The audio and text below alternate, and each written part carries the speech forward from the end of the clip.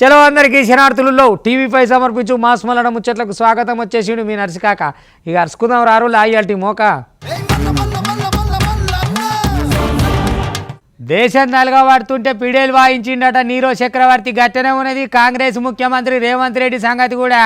గాడ టెన్నెలు కూడా గంతమంది చచ్చిపోతుంటే అక్కడ సప్పులు లేదు సార్ లేదు కానీ ఏందో మాట్లాడుతుండు. ఏం మాట్లాడుతుండో ఏంది అర్థం పర్థం లేకుంటున్నది. ఏందో అంతమంది చచ్చిపోయి గంత ప్రమాదం జరిగితే ఏమన్నా ఉలుకు పలుకు ఉండాలి కదా.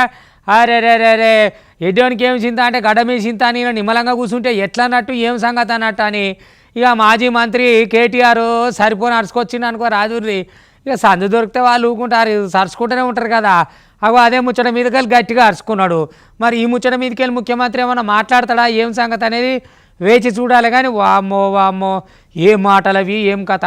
ప్రతిపక్షం వాళ్ళు అయితే మాటలతోటే కత్తులు నూరుతురు కచ్చిగా. ఇక చూడురి షవ్వా ఏం చేస్తుండ్రో ఏమో పోన్రి. కాంగ్రెస్ సర్కార్ వచ్చిన కాంచెల్లి జనాలకు పెద్ద కంపలెక్కనే తలిగింది కదా. గదే మా కారు పట్టున్నప్పుడు ఎంత గమ్మత్తుండే అన్నట్టే చెప్పుకొచ్చిండు పోన్రి. మొత్తానికైతే ట్విట్టర్ పిట్టల కేటీఆర్ ఇక సీఎం రేవంత్ రెడ్డి నీరో చక్రవర్తి లెక్క వ్యవహరిస్తున్నాడని రాసుకొచ్చిండు. ఇక ఎస్ఎల్బీసీ టెన్నెల్ ప్రమాదం జరిగే కదనుల్లా ఇక గండ్ల 8 మంది ఆచూకి ముచ్చట మీద ఇక కొంచెమన్నా పట్టింపు లేకుండా గింత అడ్డగోలుగుంటారు. ఇక అక్కడ అంత బాధపడుతుంటే గీ స్థితి పెట్టుకొని ఎమ్మెల్సీ ఎన్నికల ప్రచారంలో సీఎం రేవంత్ నిమగ్నమవుడు దిగజారుడు రాజకీయమే అని చెప్పి విమర్శించుకొచ్చిండు. ఇక ఈ ముచ్చట మీద ముఖ్యమంత్రికే సీరియస్నెస్ లేకపోతే అక్కడున్న అధికారులు ఏం పట్టించుకుంటారు అని ప్రశ్నించిండు. చూడుండ్రి అగో గదుల్లా మొత్తానికైతే ఇటు కాంగ్రెస్ వాళ్ళ మీద అటు సీఎం రేవంత్ మీద మస్తుగానే పైరైండు. ఇక ట్విట్టర్ పిట్టల గీ తీరుగా రాసుకొచ్చిండు అనుకో రాదుర్రి. ఇక ఇందిరమ్మ రాజ్యంలా జనాల పానాలకిచ్చే ఇల్వ గిదేనా నిలదీసిండు. రోమ్ దలగబడుతుంటే నీరో చక్రవర్తి పిడేలు వాయించినట్టున్నది గీ సీఎం తీరు అని ఇక మాజీ మంత్రి కేటీఆర్ మస్తుగా మండిపడ్డాడు. అదే మా పాలనున్నప్పుడు ఒక్క ప్రమాదం జరగలే, ఒక్కోళ్ళు కంటనీళ్లు పెట్టలేరు, గట్ల చూసుకున్నాం మేమన్నట్టు చేసిండు అనుకో రాదుర్రి. మొత్తానికైతే అయ్యా సరిగ్గా 10:30-11 నిమిషాల మధ్యలోనే మన పని అంతా అయిపోయిందని అవతల పడితే ప్రతిపక్ష హోదా కావాలంటివి గవర్నర్ మాట్లాడుతుంటే గౌరవంగా ఆరిస్తీవి. ఇక ఎటొచ్చి 10 దాటంగానే మనకు పెద్ద ప్రమాదం ఉందన్నట్టు ఇక మన లెక్క 11 అయినా మనం 11 గంటల 11 నిమిషాలకు బయటపడితే 11 బాగా కలిసి వచ్చినట్టున్నది కాకు జగనాలు కాక. మరి అందుకనే 10:30-11 లోపే ప్రమాదం ఎందుకులే అని ఏదో ఒరేదో గవర్నర్ మాట్లాడుతుంటే ఇక మాకు ప్రతిపక్షం లేదు అంటే నువ్వు ప్రజల పక్షం ఉంటే కదా నీకు ప్రతిపక్ష హోదా వచ్చేది. నువ్వు ఏ పక్షంలో ఉన్నావో జనవలే చూపించిరి. ఇక ఏమి లేని అకుపక్షం అయినాక మళ్ళీ 11 ఇట్లోపే అవతల పడితే నీ 11 పాడైపోను. 11 నీ చుట్టూ 11 చుట్టుకున్నది కదా 11 గంటం. ఇక మళ్ళీ 11 గంటలకు దాకా మళ్ళీ బయటికి రాక నాయన ఇక ఇంటికి పో. హావు జగ్గులు నీ కథలేంది నువ్వేంది నీ సక్కదనం సావిట్లే పోను గింతాగం చేస్తావు. నిండు అసెంబ్లీలా గాలిపంక పార్టీ వేసిన ఆగం చేతలు చూడుండ్రి. ఈ వీటిని ఎక్కిలి చేతులు అనకపోతే ఇంకేమంటారు. బడ్జెట్ సమావేశాల సందర్భంగా ఇక 2 సభలను ఉద్దేశించి గవర్నర్ మాట్లాడేతానికి పోగానే ఇక ఇష్టం వచ్చినట్టు పదే అడ్డుదలుక్కుంటా సభ మర్యాదలను మొత్తం మంట కలిపిండ్రి గాలిపంక పార్టోళ్ళు. గవర్నర్ మాట్లాడంగా మమ్మల్ని ప్రతిపక్షంగా గుర్తించాలా అని చెప్పి నినాదాలు వేసుకుంటా అడ్డు తలిగినరులా. పోయిన 5 ఏళ్లు సీఎంగా పనిచేసిన జగ్గులు కనీస బాధ్యత లేకుండా దగ్గరుండి ఎమ్మెల్యేలతోటి నినాదం చేయించిండులా. ఇక గవర్నర్ ప్రసంగానికి అడ్డుపడే ప్రయత్నాలు చేసిండు. జరంతసేపు నిరసన అయినాకట సభ నుంచి వెళ్ళి పంకపార్టీ సభ్యులు వాకౌట్ చేసి సభ నుంచి వెళ్ళిపోయిండ్రు. ఆ గొసూచిండ్రా గాలిపంక పొట్టోల కథలు. అసలు ఎట్లత్తదయ్యా ప్రతిపక్ష హోదా?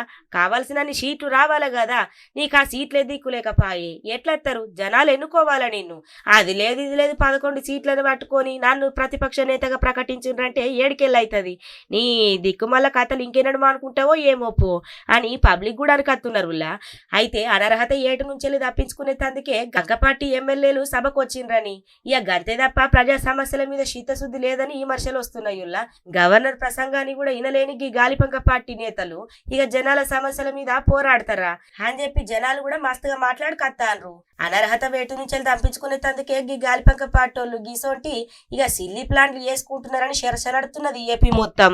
సందు దొరికింది కదా అని ఉరుకులాడకు సంజయ్ మేము చేస్తాం 317 జీవో అమలు మీద మేము ఏం చేయాలనో ఎట్లా చేయాలనో నిరుద్యోగులది కానీ ఆరోగ్యంది కానీ ఏది కానీ మేము ఎట్లా చేయాలనో అట్లా చేస్తాము, కేంద్రానికి నివేదిక ఇస్తాము. ఇక నీకు సందు దొరికింది కానీ నాయన ఉరికినా అని మాటలని ఒళ్ళే పోసి పెంక మీద పెంకాసులు ఏంపినట్టు చేయకు. నువ్వు నీ సంగతి అంతా తెలంగాణకి ఎరికే అందరికి ఎరికే. ఒక్కోసారి ఏం మాట్లాడతావో నీకే తెలియదు. మళ్ళీ మీదికే వెళ్ళి మాకు చెప్పొచ్చినావు కాంగ్రెస్ పార్టీ అంటే ఏందనుకుంటున్నావు మా కథ ఏందనుకుంటున్నావు మమ్మల్ని నమ్మే జనం గెలిపించరు లేకపోతే నీ అసంటి వాళ్ళ సంగతి మేము ఎప్పుడో చెప్తుంటాం కానీ ఎందుకు కురుకులాడతావు తాత అన్ని జీవోలు మా దగ్గర ఉన్నాయి హామీలు నెరవేర్చడానికి అధికారంలో ఉన్నావు అన్ని స్థిరంగా చేసుకొస్తావు మేము మాకెరికే నువ్వు చెప్తేనే అయ్యే పని కాదు చెట్ల మీద ఇస్తారులు కూర్చున్నట్టు వచ్చిరాని మాటలు మైకుల ముందర ఒకటే ఒర్రుడొరితే అయిపోతుందా బండి సంజయ్ అన్న నీ సంగతి మాకు తెలియదా అని చెప్పి ఇక పొన్నం ప్రభాకర్ అన్న బండి అన్న మీదకి పొట్నం పెట్టినట్టే మాట్లాడింది అనుకో రాదురి ఇక ఒకళ్ళ మీదకి ఒకరు బాగానే ఒకళ్ళు పడుతుంటారు కానీ మరి అయ్యే పనులు ఎప్పుడు అయిపోతాయో నాయన నువ్వు ఆయన తిట్టు ఆయన నిన్ను తిడుతాడు మరి జనాలకు జరిగేది ఎప్పుడో మేము కూడా వేచి చూసేది ఉంటుంది లేకపోతే ఓటనాడు ఉంటుంది కథ అంతా ఆగో 317 జీవో మీన బండి సంజయ్ మాట్లాడిన మాటలకు పొన్నం ప్రభాకర్ దండిగానే కౌంటర్ ఇచ్చిండు. గీ జీవో సబ్ కమిటీ సభ్యుడిగా ఇప్పటికే స్పౌస్ కేసులు మేము పరిశీలిస్తూనే ఉన్నాము. అనారోగ్య సమస్యలు ఇంకా ఏమన్నా మ్యూచువల్ కు సంబంధించిన వాళ్ళను బదిలీ చేసినట్టు ఇక మంత్రి పొన్నం ప్రభాకర్ తెలుపుకొచ్చిండులా. ఇక స్థానికత అంశము కేంద్ర సర్కారు పరిధిలో ఉన్నదని పొన్నం ప్రభాకర్ చెప్పుకొచ్చిండు. ఇక దీనికి సంబంధించి రాబోయే శాసనసభ సమావేశాలల్లా తీర్మానం చేసి కేంద్రానికి నివేదిక ఇస్తామని ఇక మొత్తానికైతే గీ తీరుగా చెప్పుకొచ్చిండి ఇందాంపాన్రి. గత ప్రభుత్వము తీసుకొచ్చిన 317 జీవో ఎమ్మెల్సీ ఎన్నికల్లో బండి సంజయ్ గారు ప్రస్తావిస్తూ ఉన్నారు. 317 సబ్ కమిటీ సభ్యుడిగా ఇప్పటికే స్పౌస్ కేసు కానీ హెల్త్ గ్రౌండ్స్ కానీ మ్యూచువల్స్ కానీ ట్రాన్స్ఫర్ చేసినాం. స్థానికత్వము కేంద్ర ప్రభుత్వంకు సంబంధించినటువంటి అంశంలో ఉంది. దానికి సంబంధించి రాబోయే శాసనసభ సమావేశాల్లో ఈ అంశాన్ని కేంద్ర ప్రభుత్వానికి నివేదిస్తూ జోనల్ మార్పులకు సంబంధించిన నివేదిక ఇవ్వబోతా ఉన్నాం. నిరుద్యోగులారా, ఇది తప్పకుండా కాంగ్రెస్ పార్టీ ప్రభుత్వం చేసే బాధ్యత. మీకు ఎన్నికలకు ముందు హామీ ఇచ్చినాం 317 సమస్య పరిష్కరిస్తామని. ఈరోజు కూడా మా మీద విశ్వాసం ఉంచండి. ఇప్పటికే దాని మీద దామోదర్ రాజనరసింహ గారి నాయకత్వంలో శ్రీధర్ బాబు గారు నేను 317 కమిటీ ద్వారా అనేక సమావేశాలు ఏర్పరచుకొని మీ సమస్యల పరిష్కారానికి ఉద్యోగుల సమస్యల పరిష్కారానికి మా బాధ్యత నిర్వహిస్తున్నాం. కాబట్టి ఇటువంటి అంశాన్ని సున్నితమైన అంశాన్ని ఎన్నికల్లో రాజకీయాలకు ఉపయోగించుకునేటువంటి పట్ల అప్రమత్తంగా ఉండండి. అగ్గో గదన్నట్టుల్లా ఇక జోనల్ మార్పులకు సంబంధించి నివేదిక ఇయ్యబోతున్నట్లు మంత్రి వివరించుకొచ్చిండు. ఇక గీ జీవో సమస్యను పరిష్కరిస్తామని ఎన్నికల ముంగల్నే గీ ముచ్చట మీద హామీ కూడా ఇచ్చినాము. ఉద్యోగాల సమస్యల పరిష్కారము సర్కారు బాధ్యత. ఇక గది కాంగ్రెస్ సర్కారే తీసుకుంటది. ఇక మీరేం బాధపడద్దు, ఏం దిగులు చెందద్దు. ఇక ఇచ్చినామంటే తప్పకుండా మాట తప్పేదే లేదు. ఇక చేస్తాం కూడా. ఇన్నొద్దులు ఎట్లయితే నమ్మకం పెట్టుకున్నారో ఇప్పుడు కూడా మా మీద నమ్మకం పెట్టుకోండి. ఇక ఉద్యోగుల సమస్యల పరిష్కారము సర్కారు బాధ్యత అని పొన్నం ప్రభాకర్ అయితే వెల్లడించుకొచ్చిండు. ఈ పాడైపోను బర్డ్ ఫ్లూ లేదు ఏం లేదే బాబు బయట రాష్ట్రాలలో ఏడా గింత ఉన్నదో ఏం కాదో మీరు ఊకనే భయపడతారు. మేము చికెన్ మేళా పెట్టినాం రారి నల్గొండలో అందరం కలిసి చికెన్ తిందాము మంచిగా ఉడికించుకొని తింటే బ్లడ్ ఫ్లూ లేదు ఏం లేదు ఆదివారం నాడు దందంతా ఖరాబ్ అయిపోతుంది హాయిగా మటన్ చికెన్ తినాలి మీరు అని చెప్పని చికెన్ షాప్ వాళ్ళు అంతా కలిసి ఓ మేళా పెట్టిరు నల్గొండల. ఇక దంచి ఫ్రై చికెన్ తింటావా కర్రీ వేసుకుంటావా బిర్యానీ వేసుకుంటావా బగారా వేసుకుంటావా చికెన్ కుమ్ముకునేటోళ్ళు ఉంటే నేను ఆదివారం తినోళ్ళు ఉంటే ఇలా పోరే నల్గొండకు పోయి ముక్కలే గిన్నెలు కంకడ వేస్తురట పోయి గట్టిగా తినురి. బర్డ్ ఫ్లూ లేదు ఏం లేదు ఊకనే భయపడుతురు. ఏడంగా వస్తుంది బర్డ్ ఫ్లూ ఏం లేదు చికెన్ దంచాగా తినాలి. ఇప్పుడు రేటు కూడా ఇంత తగ్గింది ఏం కాదని చెప్పి ఫాల్ట్ రోల్ అంతా ఎందుకంటే అలా దంత ఖరాబ్ అయింది కదా అలా బాధ అలా అందుకని మేళాలు పెట్టి బెస్ట్గా ఉన్నదని చెప్తున్నారు. చూద్దాం రారి.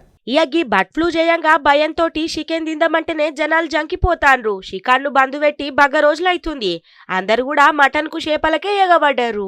అయితే జనాలలో ఉన్న అపోహలను తొలగించేందుకు మస్తుగా ప్రయత్నాలు చేస్తుండ్రులా పౌల్ట్రీ ట్రేడర్స్.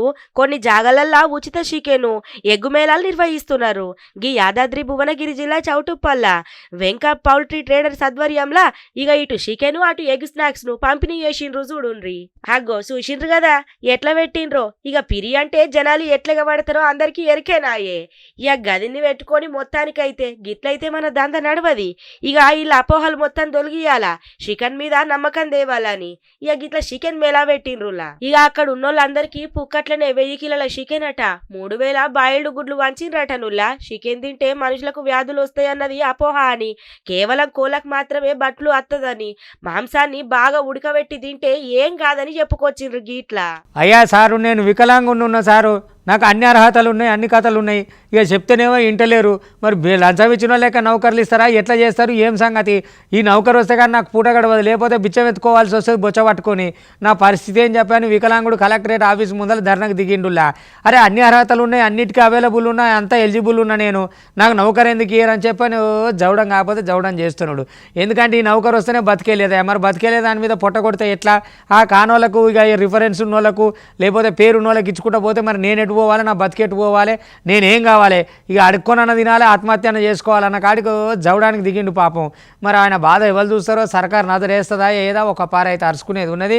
నిజంగా ఇటువంటి వాళ్ళని కనిపెట్టకపోతే ఎట్లయితే చెప్పురి? అన్ని అర్హతలు ఉన్నాక ఇటువంటి వాళ్ళకి కదా మనం చేయూతనియాలి, ఇటువంటి వాళ్ళకి కదా మనం అర్హతలు ఉన్న వాళ్ళకి కదా నౌకర్లు ఇవ్వాలి అని చెప్పి అక్కడ ఉన్నోళ్ళు అంటున్నారు. మరి ఏమైతుందో చూద్దాం రారు ఒక పారి. హాగో ఇక్కడ కనబడుతున్న గీ అన్న మంచిగా చదువుకున్నాడట, పిహెచ్డి కూడా చేసిండట, డాక్టరేటు పట్టా కూడా పొందిండట. కానీ జాబు చేద్దామంటే ఇక అన్ని అర్హతలున్నా కూడా ఉద్యోగ అవకాశం ఇత్తలేరట. చూడుండ్రి ఇక గీ ముచ్చట మీదనే శ్రీ సత్యసాయి జిల్లా పుట్టపర్తి కలెక్టరేట్లా ప్రజా సమస్యల పరిష్కారిక వేదిక కాడికి పోయిండు. అర్హత ఉన్నా కూడా ఉద్యోగ అవకాశం లేదని కలెక్టర్ తోటి మొరబెట్టుకున్నాడు పాపం గీ అన్న. నా పేరు డాక్టర్ కేపీ తిరుపన్నాయ్. నేను ఎస్వి యూనివర్సిటీలో పిహెచ్డి అవార్డు అయింది 2014లో, 2014లో. అయితే నేను ప్రైవేట్ సెక్టర్లో డిగ్రీ కాలేజ్ లెక్చరర్గా పనిచేస్తున్నాను. 2022 సెప్టెంబర్ 30 తారీఖు నాకు యాక్సిడెంట్ అయింది. యాక్సిడెంట్ కావాలన్నా నేను ఏ పని చేయలేకపోతున్నాను. అయితే నాకు ఎక్కడైనా ఒక అవుట్సోర్సింగ్ జాబ్ ఇప్పిస్తే నా కుటుంబ పోషించడానికి, నేను జీవించడానికి అవకాశం ఉంది. నేను ఇక్కడ ఇది ఫస్ట్ టైం రావడము. సార్ అడిగితే పరిష్కారం చేస్తామంటున్నారు. ఆగో సూషిన్ రానుల్లా అర్హత ఉన్నా ఉద్యోగ అవకాశం రాలేదట. ఇక ఇట్లయితే కాదు అని చెప్పి ఇక ఇక్కడికి వచ్చి కలెక్టరేట్ ముంగలా గిట్ల గోడెల్ల పోసుకున్నాడు. ఇక మరి ఎట్లా చేసుడు? గిదే నాకు జీవితం ఆయే. ఇక ఇప్పుడు గీ ఉద్యోగం గిట్ల లేకపోతే ఇక నేను అడుక్కొని బతకాలా, ఇక లేకపోతే ఆత్మహత్యనే చేసుకోవాలా అని మస్తుగా బాధపడ్డాడులా. ఇక ఎమ్మట్నే స్పందించిన కలెక్టర్ చేతన్ మాట్లాడుకుంటా, తప్పకుండా నీకు న్యాయం చేస్తాము, అసలు కూడా ధైర్యం పోగొట్టుకోవద్దు, బాధపడద్దు అని ఆమె ఇచ్చుడితోటి తిరుపాల నాయకు సంతోషంగా వెనకకెళ్ళిపోయిండులా. అమర కొడుక ఇది కూడా పక్క తెలిసిన పని అయి ఉంటుందిలా. ఏంది అది? 70 తులాల బంగారం, 7 లక్షల రూపాయల నగదు, ఇంట్లోకి పోయి చొరబడి ఇంట్లో బెదిరించి వాళ్ళని కత్తులతో కోసి 7 కాడికి ఎత్తుకొని పోయిర్రంటే మామూలు కథనా? ఇవాళ రేపట్ల ఏడబడతాడ సీసీ కెమెరాలే ఉండే. అయినా వీళ్ళు కూడా గంత బంగారం ఏదైనా ఉంటే బ్యాంకులో పెట్టుకోవాలి, పైసలు ఏమైనా ఉంటే బ్యాంకులో దాచుకోవాలి. కానీ ఇంట్లో గంత సొమ్ము పెట్టుకురంటే తెలిసిన వాళ్ళు కాకపోతే తెలియని వాళ్ళు చేస్తారా చెప్పురి? పక్కాగా సమాచారం ఉంటేనే గిసొంటివి జరుగుతాయి. అమ్మమ్మమ్మ కరీంనగర్లో అయింది చూడురులా ఈ ముచ్చట. ఎక్కడి కథ ఏం కథ? 70 తులాల బంగారం ఇంట్లో పెట్టుకుంటారులా. ఎవరో మంచిగా ఆయంగా అన్నారు, ఆయనతో ఇక ఆయం ఇచ్చినాక ఏముంది? కత్తులు కటార్లు పట్టుకొని మీ పానాలు ఇస్తారా, సొమ్మిస్తారా అంటే మరి పానాల కంటే ఎక్కువనా దోసుకొని పోయారు. ఇక చూడుర్రి మరి ఏమిటికి ఇవాళ గిన్ని టెక్నిక్లు ఉన్నాయి. దొంగలు వచ్చిరంటే సెన్సార్లు ఉన్నాయి, కుక్కలు ఉన్నాయి, ఏది కాలింగ్ బెల్లులు ఉన్నాయి, సీసీ లైట్ కెమెరాలు ఉన్నాయి. మరి ఏం చేస్తున్నారు? అందుబాటులో పోలీస్ స్టేషన్లు ఉన్నాయి, ఒక ఫోన్ కొడితే అయిపోతుంది. ఎక్కడి దొంగతనాలు, ఏం దొంగతనాలు, ఏం కథ? తక్కువ 7 లక్షలు 70 తులాలు అంటే ఏం కథ? వాళ్ళ పంట వాడిని దొంగలది ఇక కథ. అబ్బర బిడ్డో కన్నం పెద్దగానే చేసిండ్రు కదా. గీ కరీంనగర్ జిల్లా కాడున్న హుజురాబాద్లా దొంగలు బీవచ్చని సృష్టించిరనే చెప్పాలా. ఇక ఐతారంగోలిగా అగ్మజాము రాత్రి ప్రతాపవాడలున్న ఓ ఇంట్లో దొంగతనానికి పాల్పడ్డరులా. కత్తులతోటి దాడి చేసి బంగారం పైసలు మొత్తం ఎత్తుకొని పోయినరట. రాఘవరెడ్డి అనటైన ఇంట్లో గీ దొంగతనం జరిగింది పాపం. 70 తులాల బంగారము, 7 లక్షల దాకా పైసలు మొత్తం ఎత్తుకొని పోయినరటనుల్లా. ఇక బంగారం పైసలు ఇవ్వకుంటే పొడిచి చంపుతామని బెదిరించి దొంగలు. ఇక అడుకోపోయిన రాఘవరెడ్డి ఇంటోళ్ళ మీద కూడా కత్తులతోటి దాడి చేసిండ్రట. చూడుండ్రి వాళ్ళు 11:30కి వచ్చారు. వచ్చి 11 గంటలకు వచ్చి మోటార్ వేసారు. మోటార్ వేస్తే ట్యాంకి నిండిందని బంద్ చేద్దామని మా వాళ్ళు వచ్చారు బయటకు. డోర్ కానే ఉండి వాళ్ళ లోపల వేసి లోపలికి వచ్చారు అన్నారు. ఇక మీరు పైసలు బంగారం ఇవ్వకుండా వీళ్ళు చంపేస్తామని కత్తులు పట్టి మెడ కడ కత్తులు పెట్టి దాన్ని కొడతాను వచ్చినప్పుడు నేను ఆపితే ఇక నాకు తెలియదు. ముగ్గురు వచ్చారు. ముగ్గురు పేరు చూస్తే గుర్తుపడతారు. ముగ్గురు గాయాలండి, 2 ఆడవాళ్ళు నేను. పైసలు బంగారం, పైసలు 7 లక్షలు, బంగారం 70 తులాలు లాగా. అగ్గో చూసిన రానుల్లా పిరమాయ బంగారము పైసలు కూడా ఎత్తుకొని పోయిండ్రట. బిడ్డ లగ్గం కోసం ఉంచుకున్నారో బిజినెస్ కోసం ఉంచుకున్నారో ఎందుకోసం ఉంచుకున్నారో గాని ఉంచుకున్న పైకము ఆభరణాలు మొత్తం దొంగతనం చేసుకొని వాయి ఇలా చేతులకు చెడుగులు పుట్ట ఇలా చేతులు పడిపోను గింత ఆగముంట రానుల్లా. ఇక అంటే ఈ అంటే పానాలు తీస్తామని బెదిరించిండ్రట. ఇక అవన్నీ వంగ పానం కంటే ఇక చూసుకుంటా రానుల్లా. ఇక సంపుతమనటల కంటే ముక్కు నోరు మూసుకొని సప్పుడంక కూర్చున్నారట. ఇక ఈ ముచ్చటప్పుడుతోటి ఇక ఊర్లే బాగా భయపడతాన్రు ఊరోళ్ళంతా కూడా. ఏందో ఏమో పోన్రి ఈ నడుమ దొంగలు ఏడబడతాడి కత్తుండ్రు. ఇక మరి అల్కగా సొమ్ము సంపాదించేందుకు అలవాటు పడ్డాక పని చేసి ఏడ సంపాదించుకుంటారు చెప్పుండ్రి. ఇక దొంగతనాలంటే అల్కగా అయిపోయింది. అండ్లా ఇండ్లా చూస్తుండ్రు. ఇక నడిమిట్లా పాపం కాయ కష్టం చేసుకొని పోగేసుకున్న పైసలు ఎత్తుకుపోయినాక ఇక వాళ్ళు బాధపడు. ఇక మొత్తానికైతే ఈ ముచ్చట మీద పోలీసోళ్ళు ఎట్లా అయింది ఎక్కడికేం చచ్చిండ్రు ఏంది అని విచారణ చేపట్టిండ్రు. ఇక గివన్నట్టు వాళ్ళ టీవీ5 సమర్పించు మాస్ మల్లన్న ముచ్చట్లు చూస్తూనే ఉంటుంది. మళ్ళీ రేపు ఇది వరదాకా మీ టీవీ5 ఇగుంటా.